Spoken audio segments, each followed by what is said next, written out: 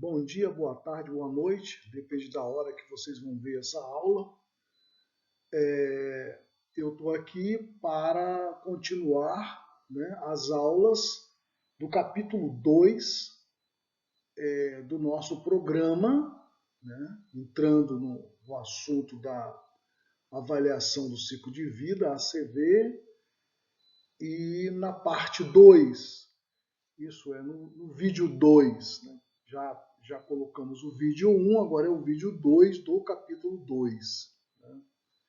Esse vídeo estará disponível em MP4, né?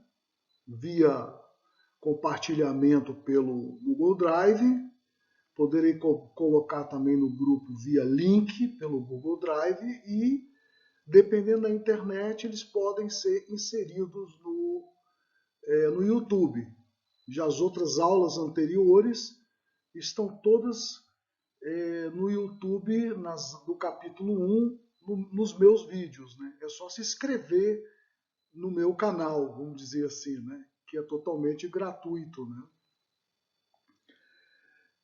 Para esta aula, nós estamos seguindo os passos, né, da metodologia de ACV.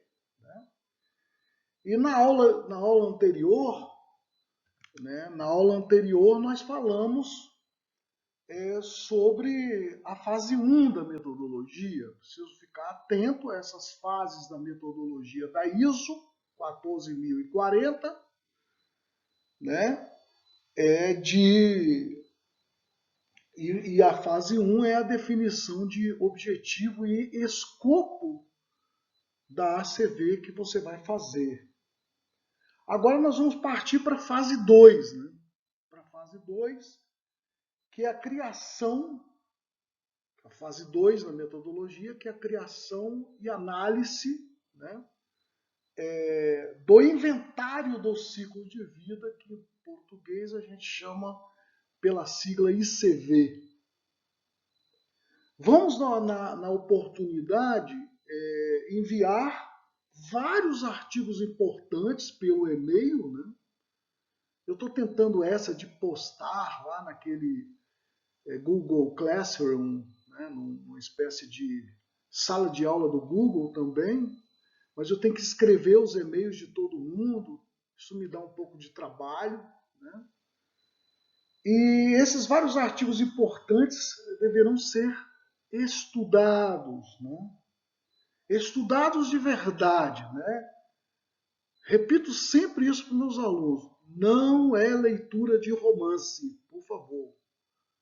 A leitura de romance não dói o estômago nem a cabeça. Mas estudar de verdade, artigos, teses, dissertações, dói um pouco a cabeça e o estômago. Lembrem bem disso, porque desgasta, porque faz você pensar, faz você refletir.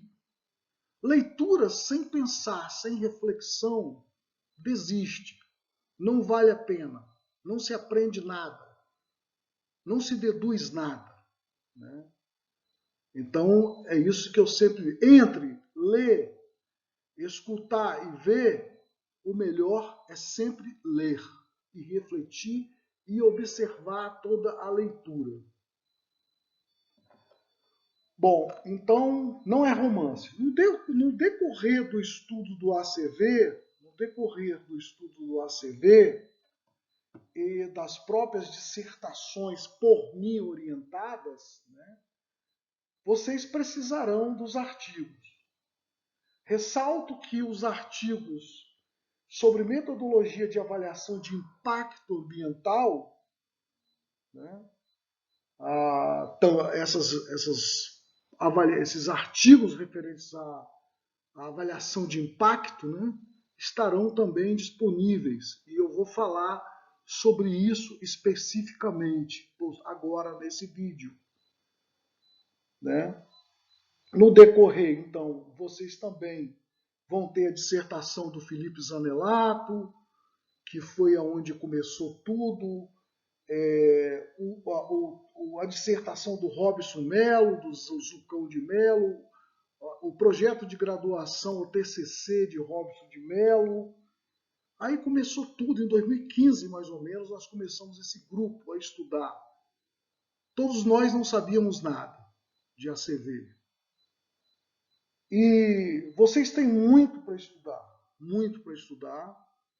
Não haveria desculpas para dizer que não tenho que estudar em quarentena ou em pleno coronavírus.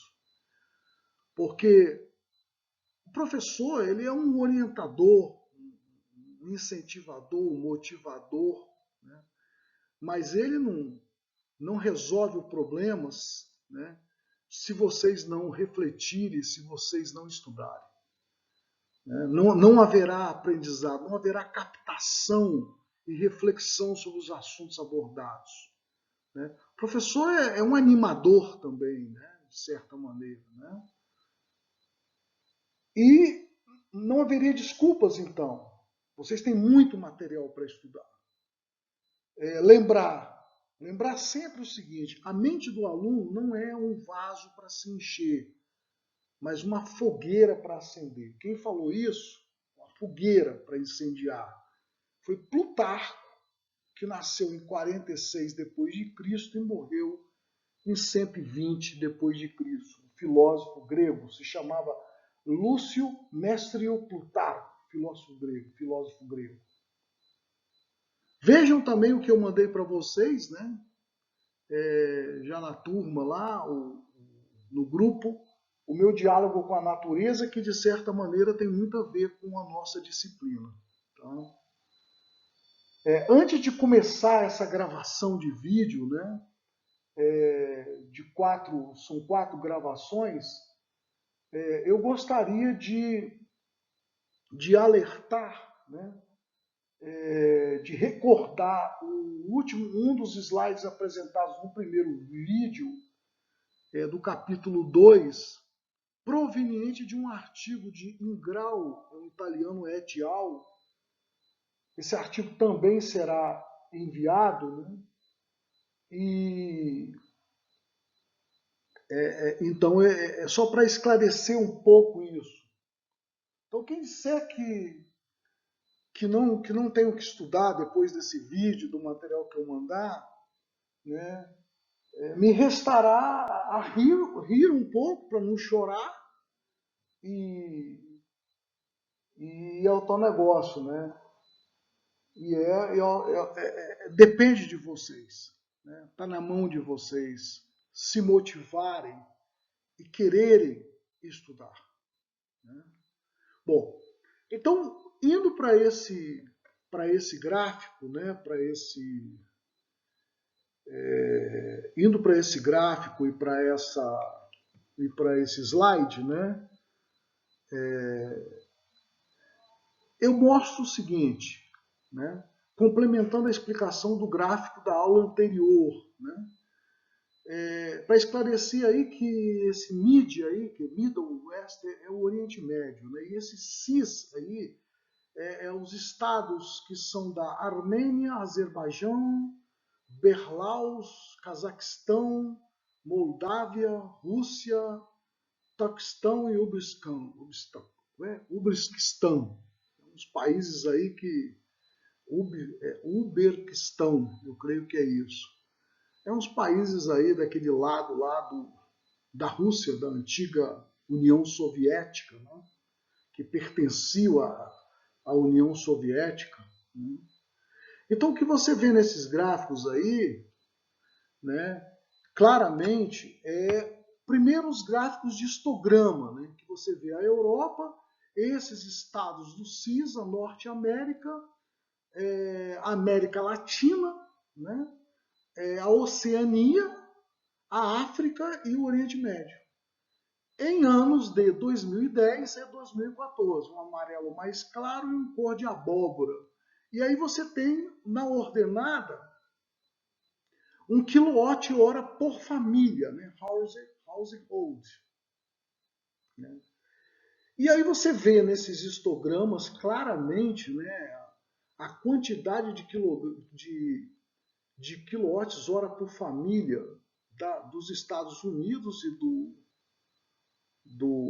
Oriente Médio, né, da Oceania, né, da Europa, né, e do mundo. Tem um gráfico bem do lado direito, né, que é o gráfico que representa o mundo, né, entre os anos de 2010 e 2014. O que aconteceu? Então, esses acréscimos também no gráfico de baixo, né, são os acréscimos ou decréscimos em relação ao ano de 2010. Então vocês veem aí que na Europa houve um decréscimo de 2,4%. Nesse conjunto de países do CIS houve um acréscimo de 2,1%. Na América do Norte houve um decréscimo de 1,1%. Na América Latina houve um acréscimo. Na Ásia houve um acréscimo de 3,4%. Na Oceania houve um decréscimo. Na África houve um acréscimo. E no Oriente Médio houve um acréscimo. Então, no somatório total, você vê aí no mundo que houve um acréscimo de 0,2%. Então, esse é o consumo médio de eletricidade por família que tem eletricidade em 2010 e 2014. Então, isso dá uma visão, né, para vocês. Então, está escrito aqui do lado, de acordo com essa referência, essa é uma tendência evidente em algumas partes do globo concernentes à produção de eletricidade. Então, exemplos que você vê de reduções foram observadas na Europa, né? 2,4%, nos Estados Unidos e na Oceania, de 1,9%. Né? Quando os valores de 2014 foram comparados com os anos de 2010. Então, nos edifícios residenciais globais, esse consumo de eletricidade foi aproximadamente plano, né? Quase plano. Né? Entre os anos 2010 e 2014, somente 0,2% da média anual incrementou, principalmente por causa daqueles decréscimos que foram apresentados nessa referência. Né? Então é isso é para ter ideia. E é muito importante esse gráfico porque, na verdade, ele tem a ver com aquilo que nós já falamos na aula anterior, que, por exemplo, no Brasil, né, 40% da energia elétrica, existem outras fontes de energia, por favor, é consumido pelas residências e pelos escritórios, né, residenciais, os edifícios, né, edificações, e 32% da indústria, porque a indústria também ela consome outras origens, outros tipos de energia além da energia elétrica. Né? Bom, então essa é o gráfico que eu gostaria de esclarecer para dar uma visão para vocês, porque tudo nosso tem uma relação com o consumo de energia devido às mudanças ou aos câmbios climáticos, né? Que é uma forma de medir esses impactos ambientais. Né? Voltando ao slide que eu já tinha começado a falar, mas parece que deu um problema aqui na gravação, a fase 2 é a criação e análise do inventário do ciclo de vida, o ICV. Então, o ICV ele deve conter dados sobre todas as entradas e saídas, os inputs e outputs de cada processo individual do sistema que você está analisando. Como emissões de poluentes, materiais e recursos em suas diferentes fases, entre parênteses, obtenção de matérias-primas, transporte de insumos, fabricação do produto, transporte do produto, fase de utilização, descarte ou demolição, reciclagem e reutilização. E adotando uma unidade padrão do material. Exemplo, metro cúbico, tonelada, quilograma do material. Aí nós temos que falar sobre fronteira do sistema. Né? São fronteiras do sistema que nós estamos analisando. Né? Dentro da indústria de construção, todo estudo de ACV deve ser realizado em 4 níveis diferentes de limites do sistema. Qual é o primeiro nível? Né? É a chamada abordagem cradle to gate, ou do berço ao portão. Só considera os impactos da extração de matéria-prima, produção do material, até o produto final sair da fábrica. Então, até a fábrica. Né? O segundo nível, você tem uma abordagem cradle to site, no caso aí mais apropriada para obra, porque você produz muitos materiais em obras.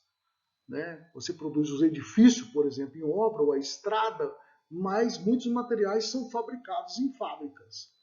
Então, além da fábrica, você vem até a obra. Então, cradle to site, do berço ao local da obra, que só considera os impactos de extração de matéria-prima, produção de material até o produto material sair da fábrica e transporte até o canteiro de obra.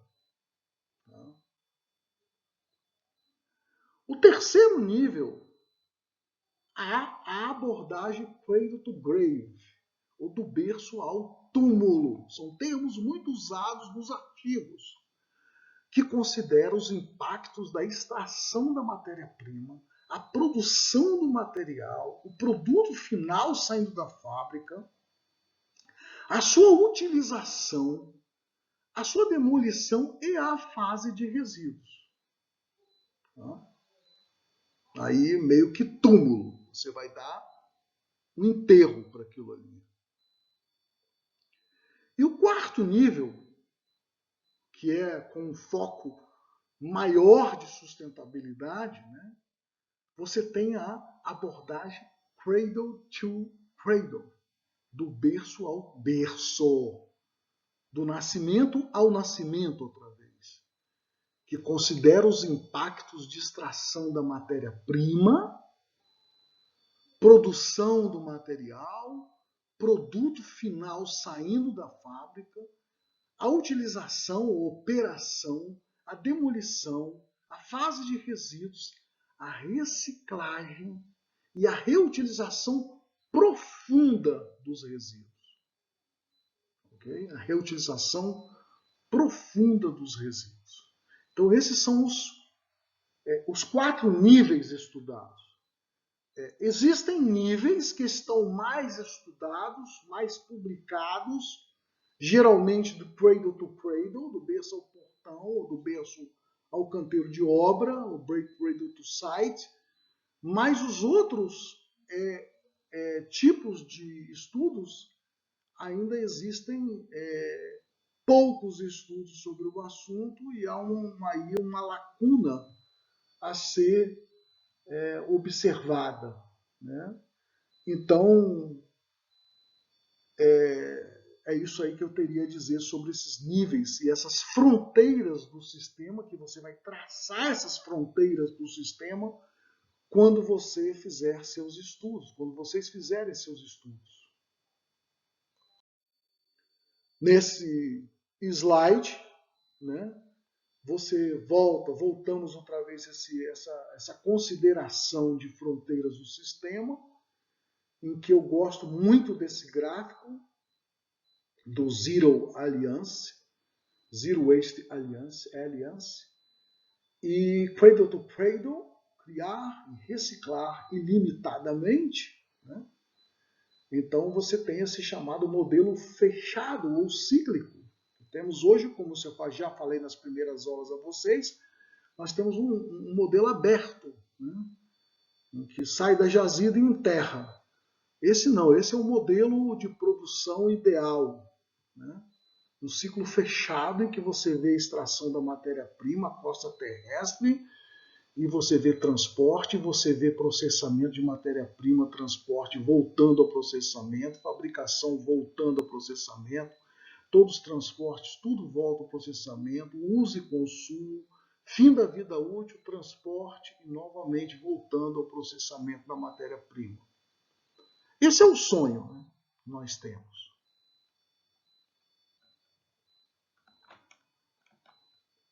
Então, continuando nossa aula, nós vemos aí continuando a nossa aula, um exemplo de fronteira de sistema, de input, cradle to gate, né, no caso de fabricação do concreto. Né? Então, que você vai ver a extração das matérias-primas, a utilização de energia, a utilização de recursos não renováveis. E no caso do concreto, você vai ter aí o cimento Portland, água, areia, brita, superplastificante, adição mineral, resíduo, pode ser diferentes tipos de resíduos, ou resíduo reciclado, ou subprodutos, ou subproduto tratado. Né? Por exemplo, muitas vezes você pega um resíduo e transforma ele num resíduo reciclado, mas você ainda está um tratamento nesse resíduo, tem que secar, tem que queimar, tem que fazer algum processo, tem que moer, né, para poder utilizar. Aí você vem um transporte, a fábrica de concreto, né, que você vai fabricar o concreto, e a fabricação do concreto na fábrica. Né? E aqui, olha que aqui eu não cheguei ao site, cradle to site, eu cheguei a cradle to gate. Né? Eu não cheguei ainda ao canteiro de obras. Aí, nesse processo, os outputs, você vai ter emissões para o ar, água e solo, concreto pronto, impactos ambientais diversos. Né? Então, essa é a fronteira do nosso sistema. Né? No caso aí, que nós vamos mostrar posteriormente um exemplo muito claro disso, realizado na dissertação do Felipe Zanelato, que vou enviar para vocês. Aqui são outros exemplos, né, de fronteiras de estudos. Né? Um estudo também que eu posso mandar para vocês, que é a consideração desse artigo que nós publicamos de resistência e vida útil, nessa avaliação de ciclo de vida cradle to gate, né, do berço ao portão, do concreto autoadensável numa área marítima. É um estudo de um contexto brasileiro, né, da nossa autoria, esse artigo. E aí é o Flow Chart Representation of System Boundaries. Né? E na oportunidade você vê aí as matérias-primas, a energia, a emissão para o ar, né? E aí você vê aí diferentes tipos de clinker, né? O que são clinkers? Eu acho que todo mundo lembra que é clinker, alguns alunos talvez não sejam da engenharia civil. O que é clinker? Clinker é um subproduto, vamos dizer, quando você faz o cimento, que você pega o calcário, a argila e ferro, né, materiais ferrosos, coloca num forno, esse forno gira, um forno rotatório a 1490 graus mais ou menos, e fabrica esse material clinker, que posteriormente é misturado com gesso, um pouco de gesso, para controlar o processo de hidratação do cimento, e você vai ter o cimento mais comum que existe, o CP1, que no Brasil dificilmente é fabricado esse cimento puro. Né? Geralmente nós fabricamos cimentos compostos, cimentos com adições, o que torna os nossos cimentos bastante mais sustentáveis que muitas outras partes do mundo. Não querendo aqui dizer que o Brasil é o maior, eu não gosto muito dessas colocações. E aí você vê o clinker como você tem vários cenários aí, 1, 2, 3, 4, 5 cenários. Um é o cenário base, um cenário SC1, um cenário SC2, um cenário SC3, um cenário SC4. E você vê que esses cenários eles têm relação quando você vai fabricar o cimento com a fábrica de cimento, porque essa fábrica de cimento ela precisa do clinker. Tem fábricas de cimento que ela própria produz o clinker, né? Que é o cenário base aí, mas tem outras fábricas que não produzem o clinker, que esse clinker é importado ou vem de outro lugar.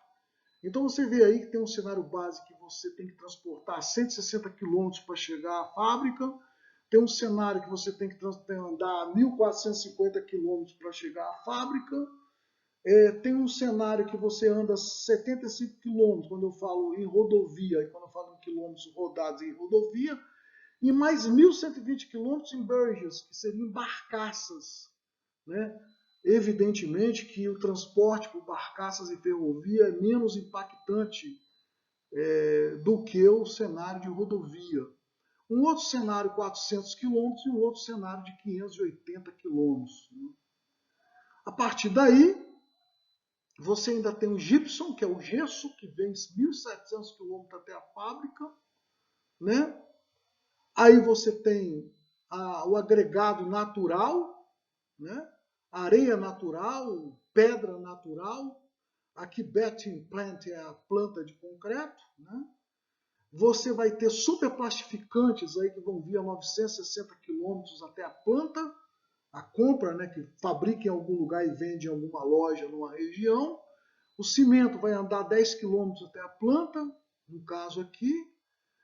O GGBFS é a escória granulada, Blast Furnace Slag, né? Granulated Blast Furnace Slag, que anda 10 km para chegar à planta, e o Fly Ash, que é a cinza volante, que anda 2.200 km para chegar até a planta, para ser adicionado. Então são cenários que foram estudados, e essas são as fronteiras do estudo que você estabeleceu do cradle to gate, até o portão. Quer dizer, o batching plant aí é a nossa fábrica de concreto. Né? Aí depois ele vai para o site, que é o cradle to site, que nós não estudamos, até o canteiro de obra. Né? Então, tudo depende muito dessa fronteira pontilhada, né, que você estabelece para promover o seu estudo. Aqui, antecipando essas questões, né, você tem aí exemplos do inventário do LCI, Life Cycle Inventory, né? E isso pertence, aí você vai ter bancos de dados. Um dos bancos de dados é o EcoInvent, né? Em que nossos programas de ciclo de vida vão utilizar esses bancos de dados. E aí você tem aqui 1 quilo de cimento, por exemplo, main processes, né? Flow type, flows, quantity, sources e tal. Aqui a representatividade é a parte da confiabilidade dos dados que você põe, que isso é uma coisa muito importante e que nós já falamos disso na aula anterior. Então você vê aqui 1 quilo de cimento, 1 quilo de clinker. Quando você olha 1 quilo de clinker, você vê aqui, você vai precisar de recursos e materiais. Você vai precisar, por exemplo, de 1,4 quilos de limestone, que é o calcário, para fazer 1 quilo de clinker. Você vai precisar de 0,2 quilos de clay, de argila, para fazer 1 quilo de clinker. Você vai precisar de 0,1 de areia para fazer 1 quilo, 0,03 de ferro para fazer 1 quilo de clinker. Você vai precisar de 101,08 gramas de petróleo, né, de coque de petróleo, né, para fazer 1 quilo de clinker. Isso é em termos de energia, de carvão. Né? Esses megajoules aqui por quilograma, eles estão sendo transformados em gramas. Existe aqui uma tabela no lado direito que eu coloquei de poder calorífico, né, quilojoule por quilograma, quantos quilojoules você tem que usar por quilograma de clinker e quilograma de combustível por quilograma de clinker. Então você pode fazer essa transformação em quilograma, em grama, em função do poder calorífico. Quando você fala em quilojoule por quilograma ou quilojoule por grama. Então, esses dados aqui são dados que você encontra nos inventários, né, para diferentes sistemas de produção, tá? Que no caso aqui é produção de cimento normal, cimento comum, existem os cimentos com adições. Existem casos que você tem que complementar esse inventário, que você tem que criar esse inventário, porque como o EcoInvent é um banco de dados, um inventário europeu, muitos dados de muitos sistemas de produção típicos de um país em particular, o Brasil, eles não têm. Né? Aqui, por exemplo, então você vê diesel, né, gás natural, né, óleo, eletricidade, né, aí você vem para a parte de emissões, dióxido de carbono, monóxido de carbono, dióxido de carbono 0,947 quilogramas por quilo de clinker. Você vai produzir monóxido de carbono, você vai produzir 0,47 gramas de monóxido de carbono por quilo de clinker. Óxido de nitrogênio, partículas, material particulado, 0,16 gramas por quilo. Né? Óxidos sulfúricos, sulfurosos, 0,32 gramas. Do lado aqui, nós colocamos as fontes, né? Sources, da onde nós estamos tirando esses dados, da onde nós estamos nos baseando esses dados, né? Para tirar aqui. Aí você vai ver que, então, depois que você processa o clinker, que é... Então, olha só, é muito importante vocês ficarem atentos de que se nós não conhecermos o sistema de produção que nós estamos fazendo a ACV com detalhes, nem sonhar que nós conseguimos fazer uma ACV.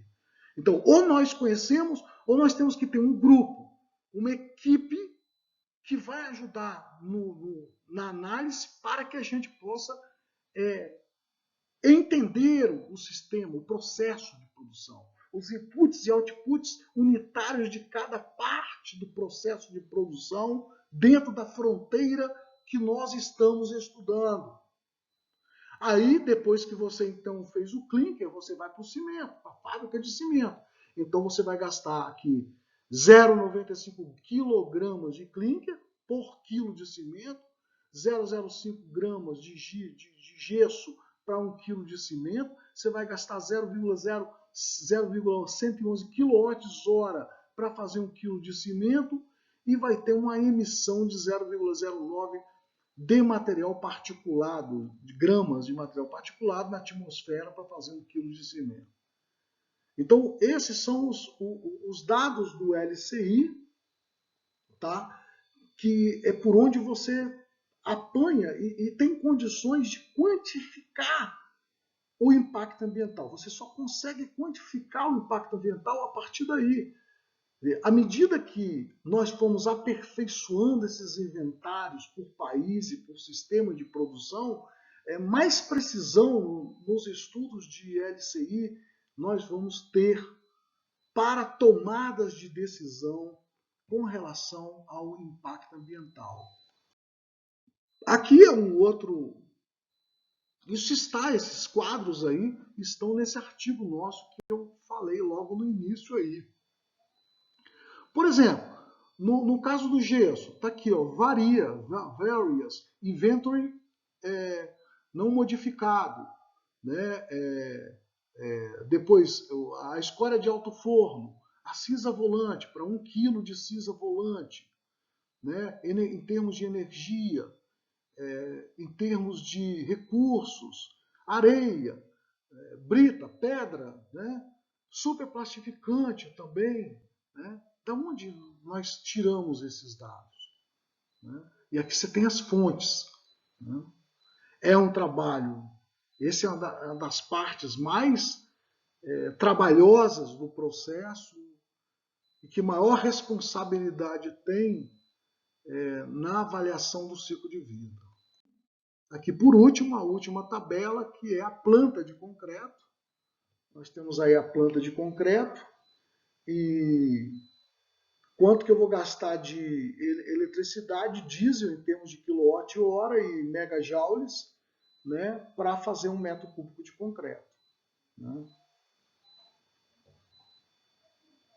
Então, são exemplos, né, de bancos de dados, no caso do EcoInvent, onde o programa que nós temos instalado no nosso grupo, que é o OpenLCA, ele usa o EcoInvent.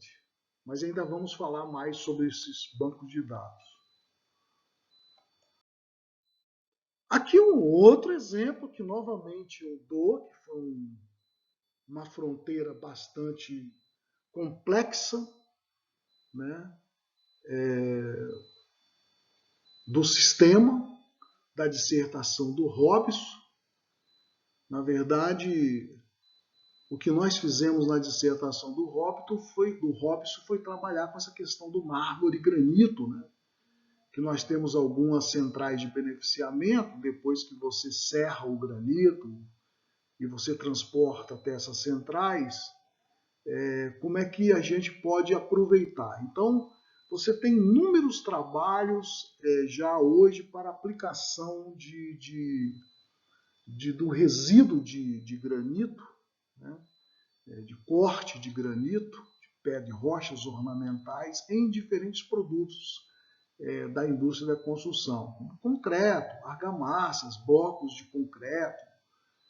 Né? Esses estudos, eu comecei esses estudos em 1995, um dos primeiros, ou o primeiro trabalho nessa área, eu, professor Fernando Lordelo e professor Fernando Avancini, orientando a primeira dissertação de mestrado em 1998, do Sérgio Chagas da Silva, engenheiro metalúrgico, que fez a dissertação comigo na engenharia ambiental, né?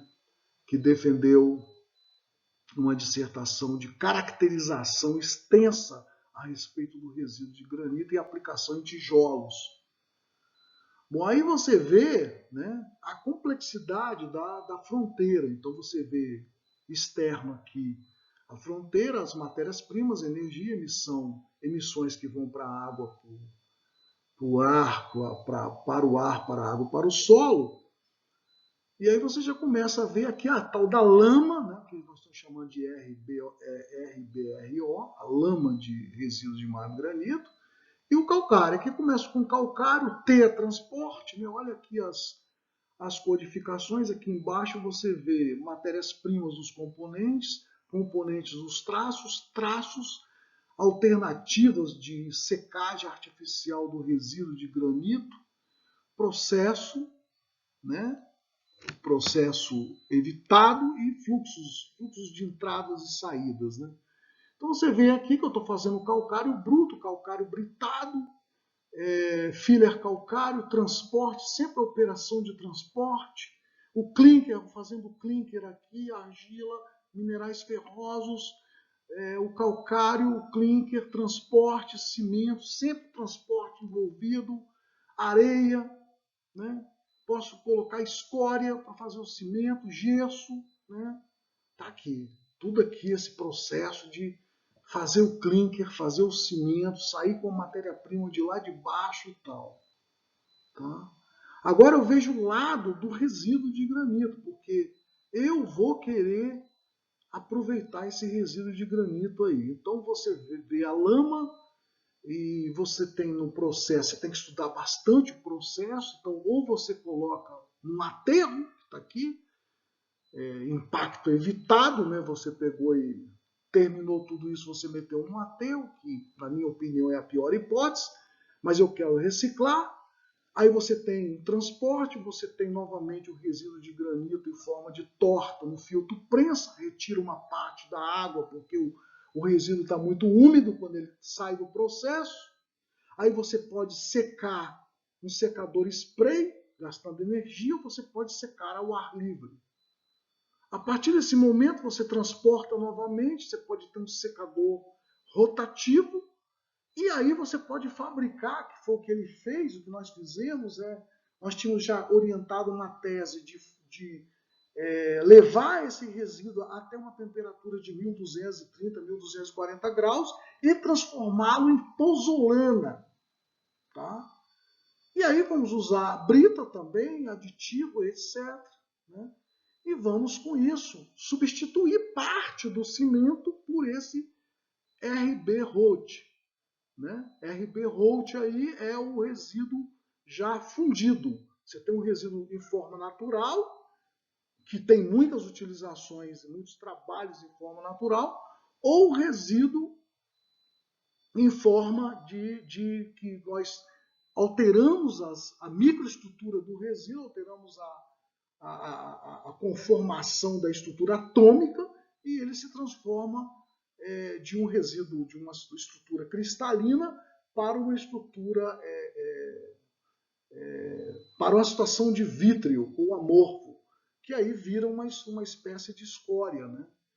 E aí, com isso, com água e tal, nós vamos fabricar, substituindo parte do cimento e usando esses traços de vários estudos, fabricar concreto, argamassa, blocos, por exemplo. Aí transporte, vai transportar para algum lugar, mas nós estamos levando até a fábrica, né, desses materiais.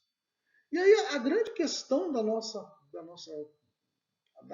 pergunta aí era se queimar esse resíduo, né, se queimar esse resíduo, se gastar energia para transformá-lo em pozolana, era vantagem ou não, se impactaria, acabaria impactando mais o meio ambiente. Né?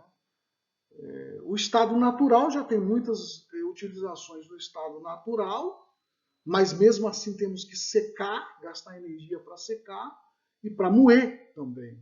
Então, lembrar sempre que muitas vezes um resíduo ele sofrerá transformações, né, melhorias, né, para ter aplicações. Né? E com isso ele vai emitir também CO2, vai gastar energia e vai produzir problemas de emissões no ar, na água, no solo, e vai gastar energia e matéria-prima. Então, nada é tão fácil assim de simplesmente pegar um resíduo, incorporar a algum lugar e dizer tudo está resolvido porque eu tirei o resíduo do ambiente. Não é assim. Então, voltando aqui, só essas considerações laterais no slide, né, para lembrar se tem alguma coisa importante aqui. É classificada como berço ao portão, né, ou berço ao canteiro. São considerados os fluxos etapas: extração de matéria-prima, produção dos materiais, transporte e mistura dos traços para fazer concreto, para fazer argamassa, para fazer blocos. Devido à baixa influência no impacto total e grande incerteza, não considerou-se os impactos de infraestrutura e manutenção das fábricas, tá? Seria uma coisa ainda a ser considerada. Contudo, para os minerais, areia, brita, argila e calcário, considerou-se o impacto da ocupação do solo devido à ocupação de uma grande área por longo período de tempo para a extração desses minerais. Né? E, similarmente, considerou-se o impacto evitado no caso do RBRO, resíduo de granito, quando você aterra. Né? Então, isso vocês lendo a tese a dissertação de Robson, vocês vão entender. Nós estamos com praticamente esse artigo aprovado no Construction and Building Materials, que é uma revista de grande impacto e é um trabalho bastante inédito, com um fluxo de produção bastante estudado. Aí é o caso da Thaís, né, da dissertação da Thaís, que foi recentemente defendida, agora em março, Define a Wastewater Treatment Plant, um projeto definindo aí um projeto de tratamento de esgoto, né, para melhorar o desempenho ambiental. A gente usou aí o Life Cycle Assessment Methodology, a dissertação da Thaís, e essas estações de tratamento já existem em Araçás, em Vila Velha, E aí são os exemplos, quer dizer, agora voltando o problema para outro tipo de sistema de produção, né?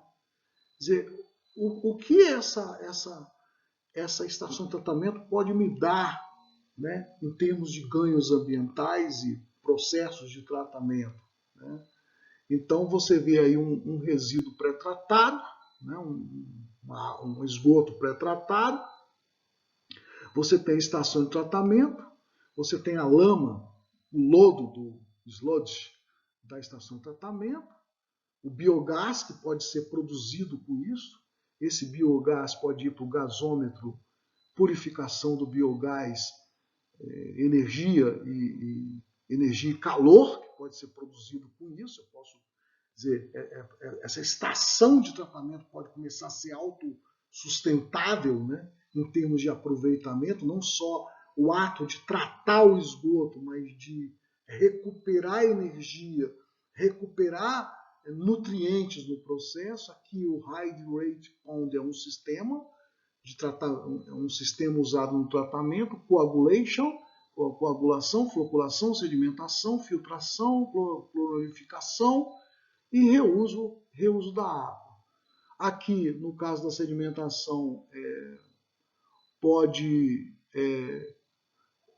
obter a biomassa de microalgas, né?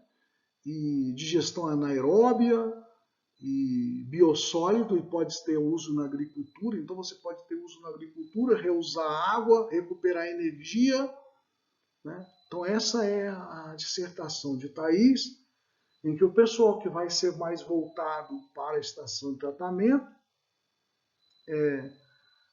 pode pensar, né, sobre isso em termos de estudos de ACV, né?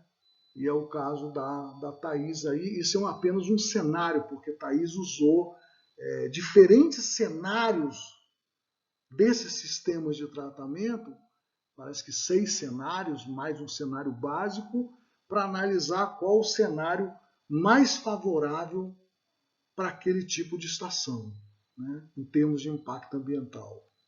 Muito importante essa dissertação da Thaís, recentemente defendida brilhantemente, com a dissertação escrita em inglês, com 2 artigos submetidos a revistas.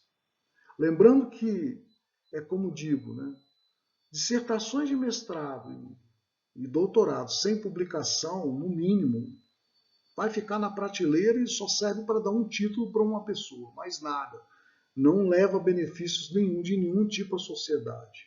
Sem transferência de tecnologia, sem divulgação, sem apoio empresarial, que é típico do Brasil, e nós falamos isso sobre Jean Perrat, e explicando bastante sobre essa área de transferência de tecnologia, envolvimento de empresas no processo de estudos de aproveitamento de resíduos e subprodutos. Isso é uma coisa que, na minha opinião, está engateando no Brasil, né? Engateando no Brasil, como a criança que está engateando, não sabe nem andar.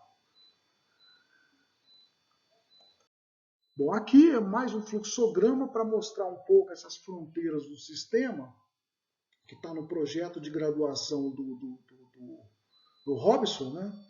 E que você vê aí claramente que você vai ter que construir perfeitamente, né, esses fluxos de transporte, né? Esses fluxos de transporte, fluxograma e fronteiras de estudo. Aí você vê o filler calcária, a gipsita, o clinker, né, vindo aí de 160 km, 1.700 km, 1.440 km para a fábrica de cimento, né? Aí você tem o subplastificante, escória de alto forno, areia, brita, tudo aí, 960 km até a concreteira do subplastificante, escória de alto forno 35 km, cimento 35 km, areia 50 km, brita 30 km, e da concreteira até a construção 10 km. Quer dizer, no caso aí, essa fábrica de cimento eu acho que seria tipicamente a Mizu, porque a Mizu ela traz esse calcário de outros lugares, né? E, na verdade, mas ela está muito próxima à fábrica de cimento, né? Então não está tão distante da fábrica de cimento trazer o clinker. O clinker, perdão, vem de 1.450 quilômetros, né? Mas o cimento para chegar até a concreteira está bem perto, né? Ou você compra numa loja ou você vem da própria fábrica, né? Então tá aí é uma coisa que você vai ter que estudar profundamente os fluxos de transporte que tem uma influência muito grande no impacto ambiental. Então nós ainda estamos nessa fase 2, né, que é a criação e análise do inventário do ciclo de vida, o ICV. Então esse CV,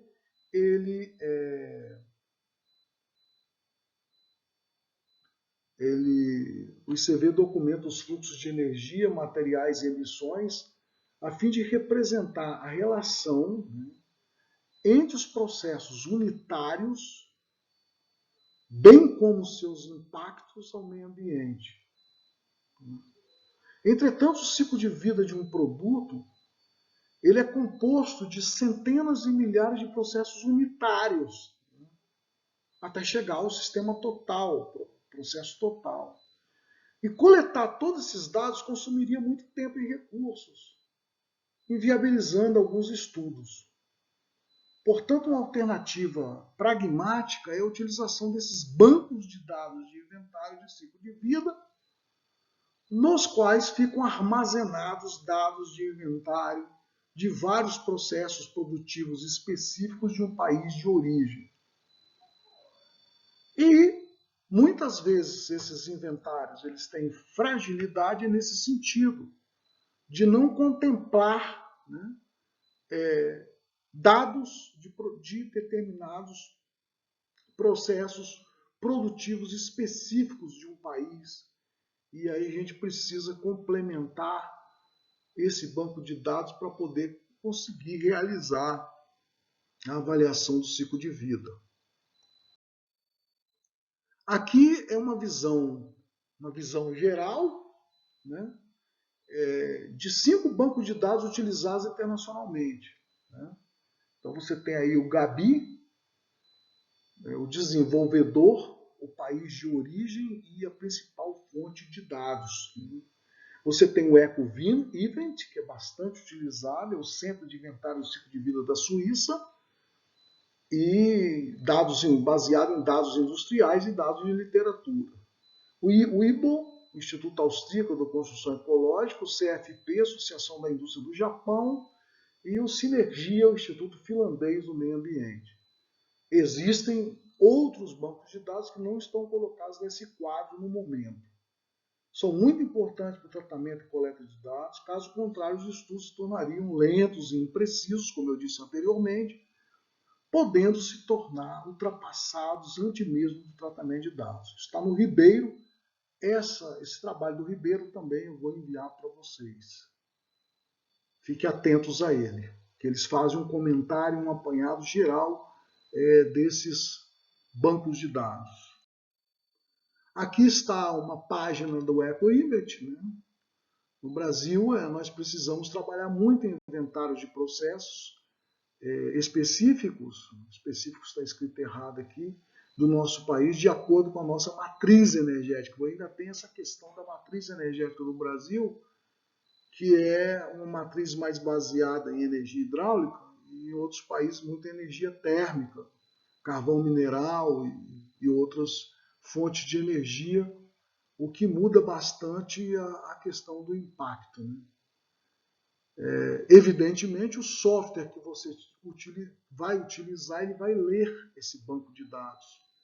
Então, o EcoInvent é uma ampla biblioteca de inventários com valores de cargas ambientais, né, entradas e saídas de materiais, substâncias e energia associadas ao ciclo de vida de um grande número de produtos, processos, sistemas de energia, de transporte, de deposição de resíduos, entre outros. Então, esse é um dos que nós mais utilizamos, né? Agora, né, depois de falar bastante sobre a fase 2, que é muito importante, que é da onde a gente capta ou cria, né, todo o inventário, né, é a fase 3, que é a avaliação de impacto do ciclo de vida. O AICV é a sigla que a gente usa em português. Agora a gente vai analisar o impacto. Já temos o inventário, todos os dados do inventário, e esses métodos de impacto, eles vão precisar do inventário para fazer a avaliação do impacto. Então, na etapa de avaliação de impacto do ciclo de vida, tem-se como objetivo agora compreender e avaliar os impactos ambientais com base na análise do inventário, no escopo e razões para conduzir o estudo. Podemos dizer que essa etapa é a mais importante, mais crítica do estudo, pois as normas da família ISO 14040 não estabelece um critério fixo de avaliação, de método de impacto, gerando discrepâncias de um estudo para outro. O Robson, inclusive, na dissertação dele, utilizou métodos de impactos diferentes para fazer comparação. Então, nessa fase, os estudos são agrupados em categorias de impactos específicos de acordo com algum método de avaliação de impacto. Não confunda métodos de avaliação de impacto com inventário, que pode ser divididos em métodos de única categoria, single category, ou de muitas categorias multicategory, onde os métodos multicategory são os mais utilizados, podem ser orientados ao problema, através do que a gente chama de midpoints, ou orientados aos danos, endpoints. Então, orientado ao problema, são os midpoints, orientados aos danos que vão provocar, os endpoints, termos bastante utilizados, sempre com o mesmo objetivo de classificar, caracterizar, normalizar e valorar os potenciais impactos sobre o ecossistema, sobre a saúde humana e sobre a depleção de recursos naturais. Bom, aqui a gente vê um gráfico resumido, né, em que a gente mostra a fase 2, né, que é a fase aí do abordagem midpoint e endpoint, a fase 2, que é o inventário do ciclo de vida, o ICV, onde está contemplada aí a extração das matérias-primas, as emissões para o ar, água e solo, a modificação dos ecossistemas, a utilização de energia. E você vai ter que converter todas essas categorias de impacto. Você vai ter que converter conversão das categorias de impacto. Então, quando você vai converter esses dados do inventário, você vai ter as categorias de impacto, que é o problema, os midpoints, que está na fase 3, da qual nós estamos falando. Aí vamos analisar, por exemplo, potencial de aquecimento global, depressão da camada de ozônio, ocupação do solo e ecotoxicidade, por exemplo. E aí você vai você converter os midpoints em endpoints, que são a categoria dos danos, né? Os danos ao ecossistema, o dano com relação à escassez e esgotamento de recursos e os danos para a saúde humana. Então, basicamente, é isso aí. Então, nessa fase 3, os métodos de AICV estão integrados a bases de dados implementados a ferramentas computacionais. Tá? Então, esses métodos AICV, eles estão integrados às bases de dados, né, inventário, e implementadas ferramentas computacionais de ACV, tipo CIMAPRO, OpenLCA. Lembrando que diversas metodologias de avaliação de impacto são utilizadas. Portanto, não existe um método único para esta etapa. De acordo com o manual AICV, análise de metodologias de avaliação do impacto ambiental existentes para uso e avaliação do ciclo de vida, as principais metodologias de AICV são listadas no quadro 4 a seguir, bem como seu desenvolvedor, país de origem e abordagem. Então aí você tem as tabelas, né, onde eu coloquei em vermelho aí o impact 2002+, que nós utilizamos muito, o RECIPE também, e existem outros como o EDIP, né? Eco Indicator, CML, Lime, Lucas, Swiss Ecos Scarcity, Trace, MIAP. Aí você tem um país de origem, quem foi que desenvolveu essas metodologias de impacto e qual é a abordagem delas. Tem umas que estão relacionadas somente aos endpoints, e outras relacionadas aos midpoints e outras relacionadas tanto aos midpoints como aos endpoints, como é o caso do Impact e o RECIPE. Por exemplo, relacionadas tanto para os problemas, midpoints, como os danos. Então existe aí uma questão de escolha da metodologia de avaliação de impacto. Na dissertação do Robson Zemelo, que eu orientei, se analisa a influência nos resultados de usar um método de impacto ou outro. Também depende que tipo de método ou software usado, CIMAPRO ou OpenLCA.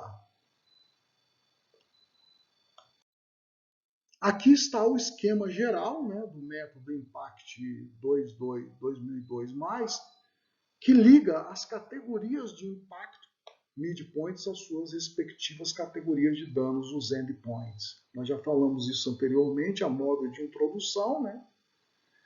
E aí vocês veem as categorias de impacto, midpoints e categorias de danos, ligando todos os tipos de resultados do inventário, né, que você preencheu lá todo o inventário de ciclo de vida através de 15 categorias de impacto para 4 categorias de dano. Então você tem aí as categorias midpoint de impacto, né? Você tem a toxicidade humana, efeitos respiratórios, radiação ionizante, depressão da camada de ozônio, oxidação fotoquímica, tudo isso ligado aos danos à saúde humana, e alguns direta ou indiretamente com traçado pontilhado, né? Ecotoxicidade aquática, ecotoxicidade terrestre, acidificação aquática, eutrofização aquática, eutrofização, acidificação terrestre, ocupação de solo, né? Então ligados aqui aos danos ao nosso ecossistema e o aquecimento global ligado às mudanças climáticas, né? Energia não renovável e extração mineral ligada à escassez de recursos. Então, esses midpoints, né, são as categorias do problema, são ligadas às categorias de danos, 4 categorias de dano.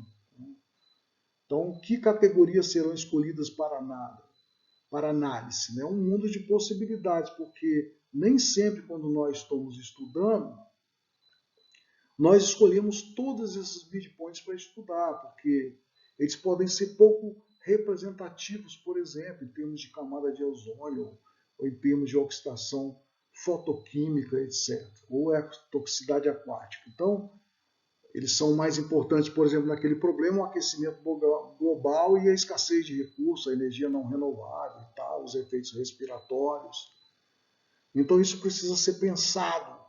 Esse artigo do Joliet é muito importante para estudar isso, que eu estou enviando para vocês também, que fala especificamente sobre esse método de Impact 2002+. Aí está um quadro do programa, do manual, e você vê aí que vocês devem ler e estudar, né, esse Impact 2002+, a New Life Cycle Impact Assessment Methodology, que é a explicação detalhada de todos esses indicadores através do Olivier Joliet e et al. Né? Então, estou enviando para vocês. Aqui existem outros métodos de avaliação de impacto, como de vocês têm que ler e estudar, né? Não é ler romance, sempre repito isso, né? Tem gente que quando manda ler, ele pensa que é ler um romance. Então você tem as referências, o Impact 2002+, o Joliet et al., o RECIPE esse autor, o artigo e o reporte completo, estou mandando o SED, o autor, o IPCC, que é outro método de impacto que nem estava naquela tabela que eu apresentei de métodos de avaliação de impacto, que está aí um link. E tem um texto, tem um artigo em português do Mendes et al., que eu estou inventando tanto, que eu estou enviando também, que faz um apanhado geral sobre os métodos de impacto. Serão enviados para vocês via e-mail. Na dissertação de Robson Zucão Melo, sob minha orientação, avaliação do ciclo de vida da utilização do resíduo de beneficiamento de rochas ornamentais em materiais de construção à base de cimento, encontra-se o caso de comparar diferentes métodos de avaliação de impacto e ver quais são as diferenças de resultados no impacto, se são significativas ou não de um método para outro. A fase 4, né, que é a fase de interpretação de resultados. Vocês veem que eu estou o tempo todo falando nas fases da metodologia da ISO, tá? 14040, que é a fase de interpretação de resultados. Então, a interpretação dos resultados é a fase na qual as constatações da análise de inventário e da avaliação de impacto, elas são combinadas de forma consistente com o objetivo e escopo que foi definido, de modo a alcançar a conclusão, explicitar limitações do estudo, que pode se tornar os objetivos iniciais inalcançáveis, e identificar as principais fases do ciclo de vida que contribuem para os impactos ambientais e fornecer, no final, as recomendações finais do estudo. Aí tem vários autores como referência. Algum deles vou mandar para vocês. Aqui, falando agora de, claro, de ferramentas computacionais que nos ajudam a interpretar para a CV. Devido à grande quantidade de dados necessários para realizar esses estudos, é fundamental a utilização de um software que torna o estudo mais eficiente. Lembrando que esses softwares são integrados com bancos de dados de inventários, esses softwares são integrados com banco de dados de inventários e metodologias de análise de impacto. Então, os softwares utilizados, eles são integrados com os bancos de dados de inventários, né, e as metodologias de análise de impacto.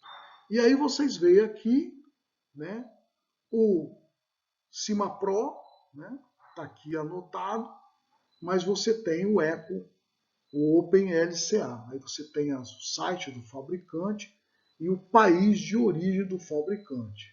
Né? Então aí está um quadro, mas ainda não estão todos aqui. Tá? Existe uma grande quantidade, a maior parte, mas não estão todos. Nós usamos, tanto na dissertação de Felipe quanto na de Robson, o CIMAPRO. Na de Thaís, nós usamos o OpenLCA. Aqui está a versão estudantil, que pode ser solicitada, né, do CIMAPRO, mas aí eles fornecem escreve-se para a CV Brasil, eles fornecem uma versão estudantil com responsabilidade de um professor, que eu assumi, mas com algumas limitações. Entre elas, análise de incerteza, de probabilidade. Acredito que hoje esse software deve estar em torno, para comprar com toda a sua potencialidade e atualizações, a cerca de R$100 mil em dólar. Então, nós fizemos até um projeto para comprar o software, mas o dinheiro não daria de quando nós recebemos o projeto, então nós acabamos adquirindo o OpenLCA, até por motivos que ele hoje é gratuito, porque o Brasil não pertence ao CDE, mas o dia que o Brasil tiver no CDE, nós não temos mais direito e teríamos que comprar. Então nós compramos sem necessitar. Em contrapartida, a OpenLCA oferecer um curso que Thaís fez, um curso bastante completo nessa área. O CIMAPRO, então, é desenvolvido por essa empresa, Consultants, tem usuários de mais de 80 países e é o software mais utilizado para fazer essa ACV. É uma ferramenta para coletar dados e analisar o desempenho ambiental de produtos e serviços. Você pode modelar e analisar ciclos de vida complexos de uma forma sistemática e transparente, seguindo as recomendações da ISO 14040. Foi lançado em 1990 e uma ferramenta confiável e flexível usada pelas grandes indústrias, consultorias e universidades. Pode ser feita download do demo, a versão demo. Aí está um modelo da entrada de dados do CIMAPRO. Você vê aqui a parte de objetivo e âmbito, que faz parte da metodologia, o inventário, as avaliações de impacto e a interpretação. São as várias fases da metodologia, né? E aí você vai completando todos esses dados de inventários, entradas, saídas, parâmetros e tal. Quer dizer, é impossível nós, nesse curso, darmos um curso disso aí. Não tem a mínima condição. Isso é uma coisa bastante específica e operacional. Então, primeiro nós temos que dar todos os conceitos, toda a teoria, estudar bastante para ter condições mínimas de usar esse software. Senão não vai entender absolutamente nada do software. Aqui estão os exemplos de entradas e exemplos de saídas do programa CIMAPRO. Né? Então você tem aqui as categorias endpoints e categorias midpoints, né? Como eu já mostrei. Né? E esses gráficos, em geral, são gerados. Aqui é uma pontuação única que se chama de millipoints, que é uma forma de expressar todos os resultados, em vez de expressar em função de unidades diferentes, expressa tudo em função de uma unidade única, normalizada. Então imagina que isso foi proveniente do projeto de graduação de 2015 do Robson, em que você tem um concreto usando escória de 40% de escória de alto forno.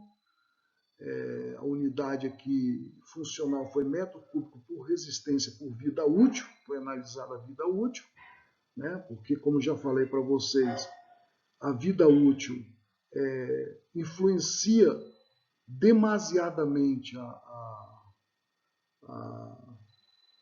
a diminuição do impacto, quanto maior a vida útil. O concreto com 30% de escória e o concreto com 20% de escória. Então você tem a oportunidade de ver aqui que os concretos com 20% de escória têm mais impacto do que os concretos com 40% de escória, que tem menor impacto em termos de millipoints, 30 millipoints contra 70 millipoints. Aqui você vê pelas cores todos os midpoints aqui em termos de cancerígena, camada de ozônio, acidificação terrestre, aquecimento global, não cancerígenos, ocupação de solo, efeitos respiratórios, radiação ionizante, ecotoxicidade terrestre, aquática, eutrofização aquática. Então você vê aqui são os gráficos correspondentes aos midpoints, e aqui você vê dos mesmos concretos com 40% de escória, 30% de escória de alto forno, não estou falando de escória de aciaria, hein? E 20%, não estou falando de escória de aciaria, e 20% de escória de alto forno, você vê aí azul, verde, amarelo e vermelho, em termos de um gráfico só em termos de endpoints. Então você vê que o de 40% tem um menor impacto em millipoints, e você vê aí o que é de saúde humana, o que é de qualidade do ecossistema, o que é de mudança de clima e o que é de recursos. Então você vê que os mais representativos aqui são o azul e o amarelo, que são saúde humana e mudança de clima, mudança climática. Né? Então, essas são saídas principais, e muitas vezes, durante a confecção dos artigos, nós temos que modificar esses gráficos para eles serem compatíveis com a edição do artigo. Então, nem sempre as saídas do programa são adequadas para você colocar no artigo. Você vai ter que reproduzir esses gráficos, retirando os dados do Excel para produzir gráficos apropriados para o seu artigo. Porque nem sempre você pode adaptar esses gráficos ao seu artigo e à revista que você está escrevendo. Aqui você vê novamente, né, essa pontuação única. Aqui o que você pode ver, né, isso está no projeto de graduação do Robson, que eu vou mandar para vocês. E você vê aqui agora essa análise, não por midpoints ou por endpoints, mas por insumos, ou por fatores que influenciam no impacto. Você vê aqui, no caso concreto, transporte, cimento, escória, areia, superplastificante, brita, resíduo de concreto, eletricidade e água. Então você vê aqui na legenda abaixo todos os midpoints, né, e a influência dos mais importantes. Você vê que um dos mais importantes é o azul claro, que é o aquecimento global, e o cor rosa aqui, que é efeitos respiratórios de materiais inorgânicos, o preto, que é energia não renovável, né, alguma coisinha do azul, cancerígena, etc. Então você vê a contribuição do transporte, né? O transporte tem uma influência muito grande, você vê aí o cimento em si, a escória também tem contribuição no impacto, né? Na confecção desse concreto GGBFS 40, quer dizer, a utilização da Granulated Blast Furnace Slag, 40%, a escória granulada de alto forno com 40%, substituindo o cimento. Isso, claro, se você comparar isso com o cimento convencional sem escória, ele vai dar com mais impacto do que todos os outros de 20%, 30% e 40%. E aqui embaixo, você vê também a influência de cada componente desse, inclusive transporte, nos endpoints. Isso é, na saúde humana, na qualidade do ecossistema, na mudança climática e nos recursos. Então você vê aqui que no transporte também uma influência bastante representativa. O rosa, a mudança climática é muito importante. O azul, a saúde humana. Então você vê aqui. No lado direito, né, olhando de frente, você vê a contribuição de cada parte de confecção do concreto, que influencia a confecção, que faz parte da confecção do concreto, sua influência no caso do, você vê aqui, cimento. Cimento é o verde, 32% representa. Um gráfico de pizza, de torta, né? O azul, 31%, né? O transporte, 31%, o cimento, 32%. Então, só o cimento e o transporte estão dando 63% desse impacto ambiental. Depois o roxo, que é a escória, também 29%, o marrom, que é a eletricidade, e os demais. Isso também você pode ver em forma de um gráfico de torta a participação de cada insumo no impacto ambiental. Você pode deduzir disso a partir dos seus estudos. Aqui está o link do OpenLCA, né? E é o que temos no grupo LCA UFES, e lembrando que ele pode ser obtido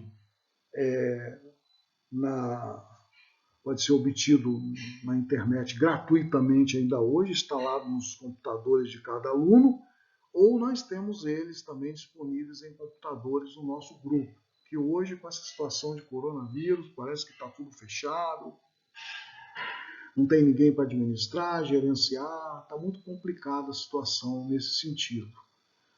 Hoje é gratuito e depende do Brasil. Se o Brasil entrar na OCDE, ele será pago. E por isso nós compramos, né? Esse foi o software que é muito bom também, que a Thaís utilizou, e que o Diego, lá da Universidade Federal do Bahia, que fez tese de doutorado nessa área, deu um curso para a gente no final de 2018, né? Para toda a turma que estava no grupo do LCA UFES aí. O OpenLCA é líder mundial em avaliação do ciclo de vida e de alto desempenho, é código aberto. O OpenLCA é um software livre e de código aberto para sustentabilidade e avaliação do ciclo de vida com os seguintes recursos: cálculo rápido e confiável, informações muito detalhadas, os melhores recursos de importação e exportação de classe, fácil de compartilhar seus modelos, custeio, faz custeio também de ciclo de vida, quer dizer, mexe com a parte tanto de custos quanto social, perfeitamente integrados no modelo de ciclo de vida, amigo do usuário, amigável, interface com o usuário, uma variedade de idiomas, e avançado e eficiente recursos de repositório e colaboração. Melhoria contínua e implementação de novos recursos, e ele exerce um papel na mesma direção que o software LCA comercial, como o CIMAPRO, Gabi e outros.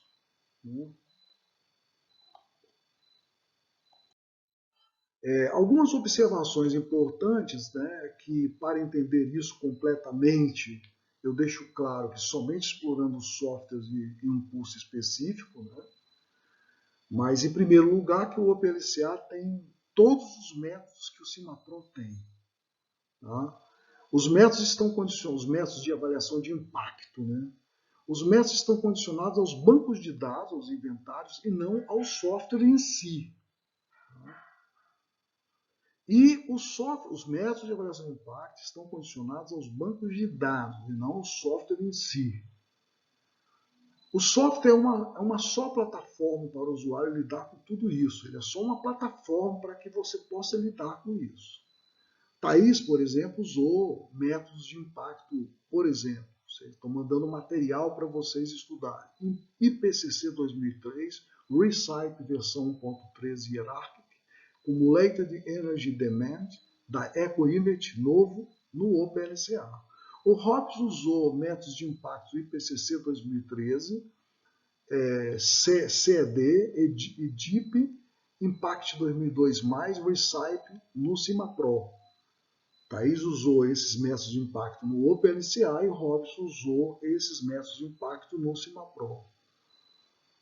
O EcoInvert, é importante dizer que ele tem algumas metodologias, né, de avaliação de impacto embutidas nele próprio. No OpenLCA, insere-se, né, e no CIMAPRO, quer dizer, no CIMAPRO ele nos pede para atualizar o sistema inteiro, e ele já vem com as metodologias de impacto criadas pelas empresas que fazem parte, que fazem o banco de dados. Já o EcoInvert, por exemplo, insere-se o banco de dados do inventário e as metodologias de análise de impacto. Então a diferença é como tudo é apresentado para o usuário. No caso do CIMAPRO, tudo está embutido. Tem que apenas atualizar o CIMAPRO inteiro quando existe atualização das metodologias de avaliação de impacto e inventário. E no OpenLCA não precisa atualizar o software, basta insertar essas metodologias de avaliação de impacto e inventário. Então essas são as nuances, mas isso só vai ficar muito claro com a utilização do software e com um pequeno curso que possa ser feito. Eu sugiro que, se meus alunos puderem, fazerem cursos de utilização desses softwares, né? Evidentemente, nós vamos tentar, quando as coisas se normalizarem, que colegas de vocês possam ministrar cursos desse tipo. Até mesmo pagos, mas por um preço módico também, através de cursos de extensão. Então, nós podemos pensar nesse assunto.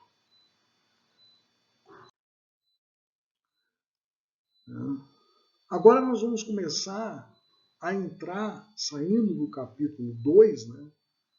Nós vamos começar a entrar no capítulo 3. Né? Então, que são o que eu chamei de aplicações. Então, as minhas aplicações, que eu vou falar um pouco sobre elas, é o capítulo 3 do nosso programa. E a dissertação, né, de avaliação do ciclo de vida, Cradle to Gate, de traços de concreto solta-densáveis com incorporação de resíduos e subprodutos industriais, do Felipe Zanelato Coelho, sob minha orientação, ela deve ser uma bibliografia de referência de vocês. Por que ela deve ser uma bibliografia de referência de vocês? Pois quando desenvolvemos essa dissertação, nós estávamos começando a estudar esses problemas. Então, as nossas dificuldades eram as mesmas de vocês. Então, existem muitas informações e uma boa bibliografia pesquisada. Então, em geral, em artigos, ou quando você sabe muito, você omite informações mais elementares. Enquanto que a dissertação tanto de Robson quanto de Felipe, elas têm tanto informações mais elementares como informações mais complexas. Por que ela contém informações elementares? Porque a gente achava que aquelas informações elementares eram importantes, porque nós estávamos aprendendo. Em geral, nos artigos, assume-se que as pessoas que estão lendo os artigos saibam completamente, quase completamente, sobre a metodologia e os métodos. Então, referência obrigatória eu estou mandando para vocês lerem e não ler romance, lembrando sempre. Voltando ao método de análise de impacto, 2002+, né, utilizado na CV, realizado nessa dissertação, então o método de impacto vem sendo muito utilizado pelas pesquisas científicas nas áreas de análise ambiental de concretos em específico. Né? Lembrando que concreto é apenas um produto que nós podemos aplicar a CV. E segundo Juliet, o Impact 2002+, é uma metodologia de avaliação de impacto de ciclo de vida que propõe, né, uma implementação viável de uma abordagem que vai englobar aí tanto as categorias de impacto midpoints, que nós já falamos anteriormente, e as categorias de danos, que é os endpoints. Então, eles ligam todos os tipos de resultados do inventário, né, da fase 2, do ciclo de vida, através de 15 categorias de impacto às categorias de dano. Então, ele liga todos os tipos de resultados do inventário através dessas 15 categorias de impacto do Impact 2002 para as categorias de dano. Aqui novamente mostro novamente o quadro, resultados do inventário, categorias midpoints e categorias endpoints. Né? E que categorias serão escolhidas para análise, a nossa análise, existe aí um mundo de possibilidades em função do objeto do estudo que estamos fazendo. Então, ligando, como eu disse, ligando todos os resultados do inventário do ciclo de vida através de 15 categorias de impacto para 4 categorias de danos. É importante só alertar para vocês que esses midpoints, né, essas categorias de midpoints devem ser entendidos, porque muitas vezes tem alunos aqui que não são da engenharia ambiental propriamente dita, que não tem uma formação na área química ou na área de biologia e etc., onde o pessoal de engenharia ambiental tem uma formação maior nessa área. Então precisa entender esses termos, oxidantes fotoquímicos, eutrofização, depressão da camada de ozônio, ecotoxicidade. Então o que acontece? Muitas vezes o aluno lê esses termos e passa por cima. Eu repito, né, durante a leitura, qualquer dúvida que surgir de entendimento, seja por causa do inglês ou seja por causa do próprio conceito, mesmo que esteja em português, é preciso entender bem o que se está lendo. Né? Então, o que são oxidantes fotoquímicos? São poluentes secundários formados pela queima de combustíveis e solventes. Recebe esse nome porque são produtos das reações entre óxidos de nitrogênio e compostos orgânicos voláteis, presentes, por exemplo, na fumaça dos veículos. A reação ocorre na presença de luz solar, daí ter o termo fotoquímico. O que é eutrofização? É o processo de poluição de corpos de água, de mar, de rios, de lagos, de córregos. E eles acabam obtendo aí uma coloração turva, ficando com níveis baixíssimos de oxigênio na água. Né? Demanda bioquímica de oxigênio.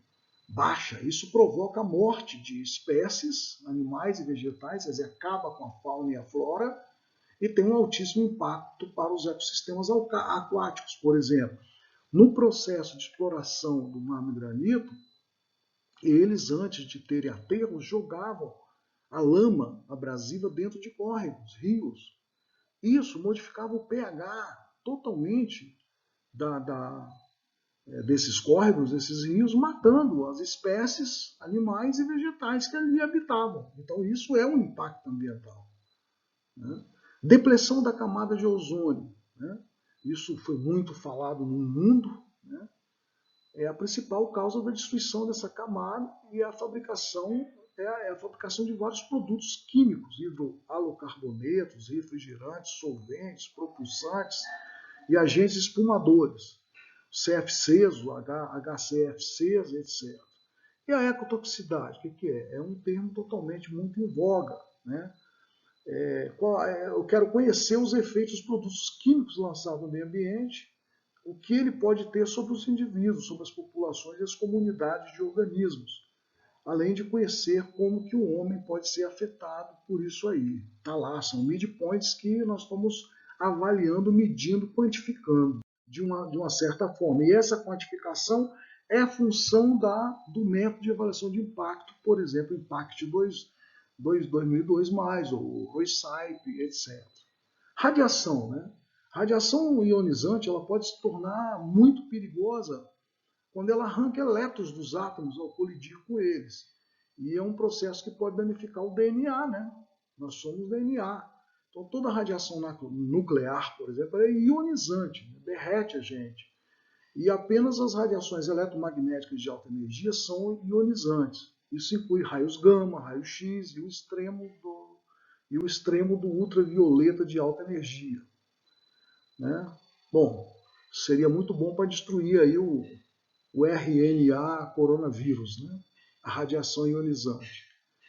A acidificação, né?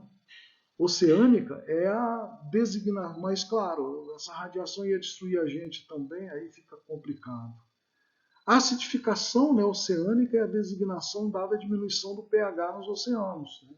Fica ácido, ou pode ser oceano, pode ser também modificação de pH de rios e córregos e tal. Aumenta a acidez, aumenta o gás carbônico, o dióxido de carbono, que dissolve na água, alterando o seu equilíbrio químico. E aí mata a fauna e flora. Então, nem todos os midpoints, né, nós vamos estudar para um determinado objetivo e escopo. Escolhemos, em geral, aqueles mais impactantes para o produto ou sistema de produção que nós estamos estudando. Também eu sugiro que os alunos da engenharia civil, que não são alunos ambiental, peguem um livro básico de engenharia ambiental. Existem livros básicos de engenharia ambiental. Quem estiver interessado pode me perguntar, que eu sugiro que vocês deveriam fazer uma leitura de um livro completo de engenharia ambiental que dá noções de todas essas questões de ecossistema. Apesar de que na engenharia civil nós estudamos o ciclo hidrológico, o ciclo também geológico, que tem também, que ajuda também a compreender um pouco essas questões. Aqui, novamente, então a gente mostra, né, o fluxo do CO2 do inventário emissão ao dano ambiental. Então, tem aqui o inventário, o ciclo de vida, tem a emissão, por exemplo, de metano, né, CH4, né, 4 átomos de hidrogênio com 1 átomo de carbono, e emissão do dióxido de carbono, CO2. Quando eu converto para categorias de impacto, estou convertendo, por exemplo, para aquecimento global, e a unidade lá no Impact 2002, método de avaliação, é o quilograma de CO2 equivalente no ar. Né? E aí eu vou converter para a categoria de dano, que vem para mudanças climáticas em termos de quilograma de CO2 no ar. Então, qual o impacto da emissão de metano e da emissão de dióxido de carbono no aquecimento global e nas mudanças climáticas? E é uma forma de medir através de toneladas ou quilogramas de CO2 equivalente no ar. Já falamos sobre essa questão de CO2 equivalente, quer dizer, é expressar todas as emissões sob forma de quilograma de CO2. Aqui está as equivalências com o nosso quadro de midpoints e endpoints. Né? Aqui, vocês vão ver no artigo do Impact 2002+, do Joliet et al., vocês vão ver, então, uma explicação, né, de cada categoria de midpoint usada nesse método de avaliação de impacto, qual a substância de referência do midpoint, qual a substância que você está tomando como referência, qual a categoria endpoint correspondente e qual a unidade do endpoint. Tá? Então você vê aqui toxicidade humana, cancerígenos e não cancerígenos. É expresso através do quilograma equivalente de cloroetileno no ar. Afeta o quê? A saúde humana. E qual a unidade endpoint? O DALY. O que é o DALY? Compara o tempo de vida com a incapacidade e o tempo perdido devido à morte prematura. Qual foi o tempo de vida perdido devido à morte prematura? Os fatores que ele considera são a quantidade de indivíduos afetados, né, por aquele tipo de toxicidade humana, né, duração e gravidade dos problemas de saúde. Então, os fatores que ele considera, que esse Daly considera, né, os fatores que ele considera são a quantidade de indivíduos afetados, duração e gravidade dos problemas de saúde. Olhar os efeitos respiratórios inorgânicos, né, quilograma, partículas inaláveis no ar, cujo tamanho chega a 2,5 micrômetros. Um micrômetro é 10 a menos 6 metros, né? Então, o quilograma é equivalente de PM2, 2,5 de partículas inaláveis no ar. Afeta o quê? Saúde humana. A unidade no endpoint Daily. Radiação ionizante. Né? Radiocarbono é um isótopo radioativo natural do elemento carbono. Né? Em PQ equivalente de carbono 14 no ar. Né? Afeta a saúde humana. Depressão da camada de ozônio. Quilograma equivalente desse gás CFC no ar. Saúde humana. Oxidação fotoquímica. Respiratórios orgânicos para a saúde humana. Quilograma equivalente de etileno no ar. Ecotoxicidade alcática. Trietileno glicol na água. Tá afetando a qualidade no ecossistema. E qual é a unidade do endpoint? É o PDF por metro quadrado por ano, expressando a perda de espécies. Esse PDF, metro quadrado por ano, especifica a perda de espécies e afeta o ecossistema. E qual a substância de referência, né, para essas ecotoxicidades, acidificação? Trietileno, glicol e o SO2 no ar. Equivalente, tudo equivalente que você põe todos os outros demais em relação ao trietileno. Acidificação aquática, eutrofização aquática, qual é? Né? Concentração de nutrientes, especialmente fósforo e nitrogênio nos ecossistemas aquáticos. Ocupação do solo, vai ser PDF metro quadrado por ano. Né? Terra fértil, como é que está afetando em termos de ocupação, de perda de fertilidade no solo. Aquecimento global, medido em quilograma equivalente de CO2 no ar, mudanças climáticas. Né? Energia não renovável, em termos de megajoule de energia não renovável, quilograma equivalente de petróleo bruto, está afetando os recursos no endpoint, né? Megajoule. E extração mineral, megajoule de energia adicional, quilograma equivalente de ferro, recursos. Então, tudo isso você vai ter condições de ver no artigo do Joliet, que eu vou enviar, para entender cada categoria do midpoint, a substância de referência do midpoint, a categoria do endpoint e a unidade do endpoint. E cada método de categoria de impacto vai ter essa explicitação, que não é exatamente igual ao Impact 2002+, mas bastante similares. E essas diferenças de metodologias de impacto que podem, de certa maneira, apresentar resultados finais de impacto diferentes. Não muito diferentes, mas quanto diferentes, e muitas vezes nós precisamos analisar isso. Aqui eu vou continuar falando disso posteriormente, que é um resultado apenas da dissertação do Felipe Zanelato, em que nós analisamos vários tipos de concretos altadensáveis, utilizando uma grande variedade de resíduos. Foram 150, cerca de 150 artigos analisados mundialmente, com suas composições de concreto, utilizando uma grande variedade de resíduos.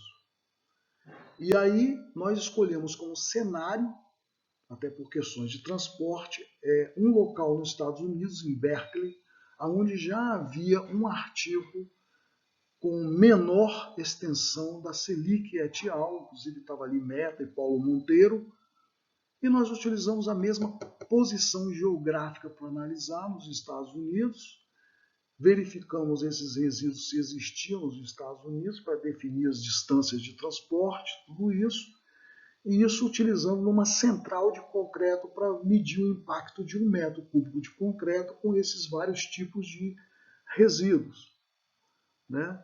Então, aqui você vê na abscissa os vários artigos com suas composições de concreto e vê na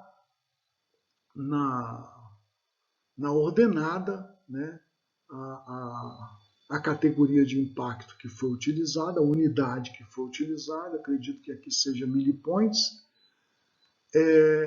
E nós separamos isso por classe média de resistência, que é apenas o exemplo de 20 megapascal a 30 megapascal.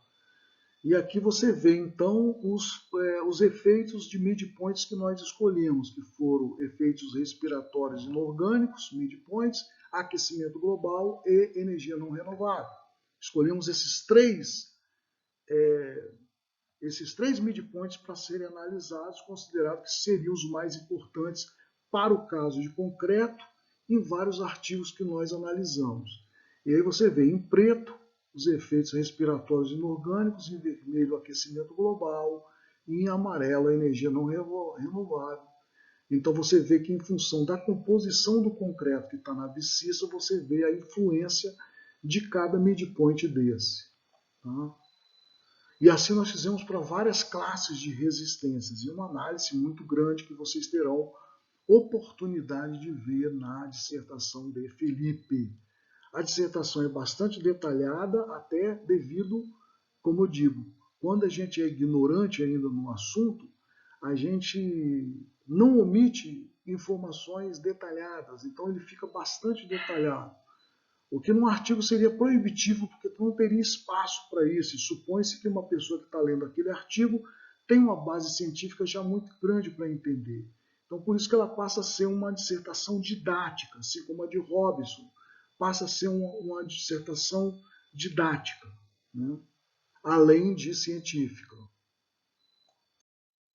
Aqui, então, voltando então ao método de análise de impacto do 2002+, né? Você vê aí na categoria de danos ao ecossistema é utilizado então o indicador PDF metro quadrado por ano, que expressa a perda de espécies em uma certa área durante um certo tempo. Na categoria de danos à saúde, né, que é no caso de endpoints aí, a unidade utilizada é o daily, com um conceito que compara o tempo de vida com a incapacidade, o tempo perdido devido à morte prematura. Os fatores que ele considera são a quantidade de indivíduos afetados, duração e gravidade dos problemas de saúde. Na categoria de dano, recursos, o impacto é traduzido em forma de megajoule, quantificando o impacto em relação à energia necessária para extrações futuras de minerais e combustíveis fósseis. E na categoria de impacto de mudanças climáticas, a unidade utilizada é o quilograma equivalente em CO2, em que os gases que contribuem para o aquecimento global são todos traduzidos em termos de CO2. Para facilitar a interpretação dos impactos, né, existem os fatores de normatização que podem ser classificados tanto nas classes do midpoint como do endpoint, que é determinado pela relação do impacto por unidade de emissão dividido por pessoa por ano. E essa unidade comumente utilizada, chama de impactos normalizados, é a pontuação única PT, PT minúsculo, que no caso do método Impact 2022, mais representa a proporção do impacto ambiental total de uma pessoa na Europa Ocidental no período de um ano. O impacto sobre uma pessoa. Em resumo, pode-se definir o método Impact 22+, em 3 etapas, né, de análise. A primeira é utilizar um fator de equivalência para apresentar os 15 midpoints em relação àquela substância de referência que nós falamos. O 2, a segunda etapa, é utilizado um fator de caracterização para converter essas categorias midpoints de impactos em categorias de dano, né, endpoints. E por fim, terceiro, na terceira etapa, para facilitar a interpretação dos resultados, é utilizado um fator de normatização, tanto para os midpoints quanto para os endpoints, a serem apresentados de uma forma única chamada pontuação única PT minúsculo, facilitando comparações e análises. Então, com isso, nós estamos aqui terminando ainda não terminamos o capítulo 2, né? Vamos continuar com a parte 2.3 e a parte 2. Já apresentamos a parte 2.1, a parte 2.2, o vídeo 1, o vídeo 2 esse. Vamos depois para o vídeo 3 e o vídeo 4. Serão 4 vídeos para colocar o capítulo 2 e o capítulo 3, né, das aulas. Okay? Muito obrigado. Boa noite, bom dia, boa tarde. Não sei que horas que vocês estão vendo isso. E que nós tenhamos forças para enfrentar essa situação de incerteza. Eu estou usando trabalhar para poder me ajudar a esquecer toda a situação que nós estamos vivendo e pensar que teríamos alguma esperança de suplantar tudo isso. Um abraço fraterno.